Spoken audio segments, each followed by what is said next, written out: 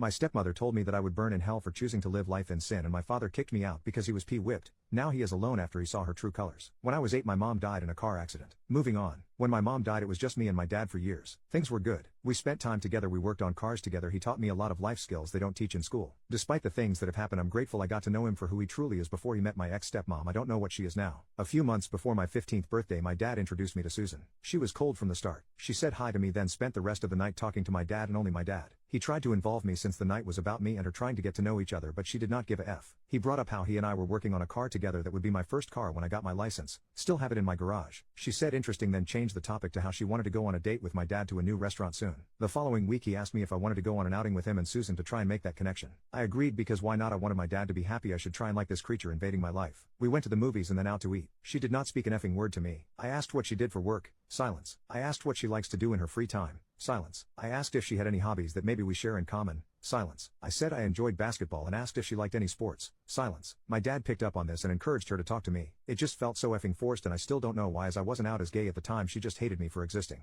3 months after I met her, my dad told me he proposed. I brought up how she hated me and refused to talk to me. Why would he propose to someone who would make living in the house I grew up in feel like a prison I had to suffer through for 3 years until I moved out? He told me she would warm up to me and how she's told him she wants to know me, but I'm the one who isn't trying. Me. I invited that bitch to my basketball games with my dad and she declined every time. There was no lack of trying on my end. Be that as it is, she eventually moved in and I thought the house felt cold. I spent all my time in my room because I just did not feel wanted anymore. The house no longer felt like I belonged there. A month before I turned 16 they got married. I wasn't invited. Kid-free wedding. Alcohol. They didn't want loud distractions at the event. I don't effing know. I stopped caring about their relationship at this point. I could tell my dad felt awful and told me we would spend time together after the wedding, just me and him, to make up for it. I told him sure, I'll believe it when it happens, since we don't spend time together now anyway. We don't even work on my car together anymore. I do it by myself when he buys the parts for me. He supposedly bought me tickets to go see my mother's parents and we were gonna spend a week seeing where she grew up. Even now I feel like I'm gonna start crying. None of this would have happened if my mom hadn't died. None of this would be a thing if my dad listened to me about the woman he found my mom. Anyway, when I turned 16 I asked my dad to talk to him alone without Susan.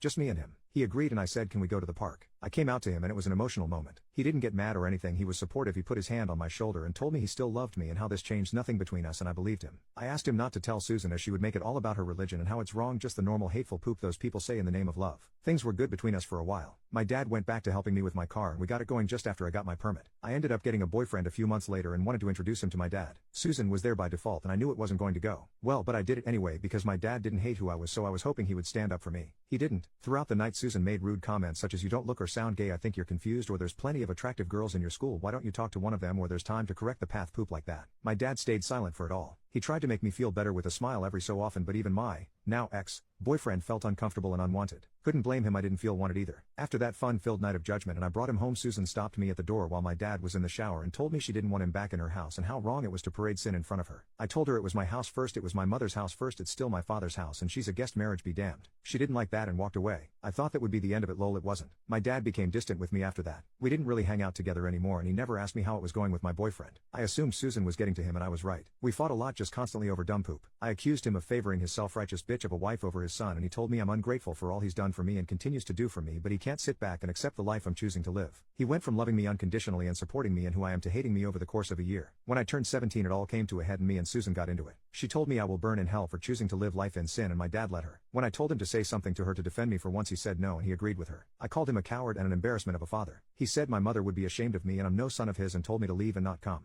back. So I did. I slept in my car for a month before my boyfriend found out what I was doing and dumped me because it was embarrassing being with someone who's homeless and didn't want more judgment in school. No dad, no mom, no boyfriend, just me by myself in my car. I tried to keep going to school but stopped after a while, it just didn't feel worth it. Didn't die. Stole poop and sold it to save up money. Did another poop to live. Drove until I didn't know where I was anymore. Got a job. Got a place to live. And got a social life at 20. Now, living states away. I am 24 and I'm relatively okay. Not successful by any means, but I'm comfortable. I work in a small garage. I have a boyfriend who I've lived with for a year. I have friends who support me and enjoy being around me. I haven't spoken to my dad since I left. I've kept no tabs on him. I haven't looked him up on social media. I just don't care to. Well, about a week ago I got a message on Facebook. It's my dad. He tells me he's been trying to contact me for years but couldn't find me, which is fair, I haven't had social media. He divorced his wife and desperately wants to try and make it right between us before he dies. He has cancer, but I want to make it clear it's not terminal. He's getting treatment. Yes, he could die, but I could also die walking to take a poop in the morning, like whatever. He regretted kicking me out. He never agreed with what Susan was saying but felt he had to agree because she seems so knowing and right. I don't know, bro. He wasn't religious before he met her, but apparently spreading her legs he saw God. He wants to meet me and catch up. He told me if he does die the house is mine, the cars are mine, his money is mine. He doesn't have any money, so at most I'd get a couple of grand wowies. I am completely uninterested. I replied,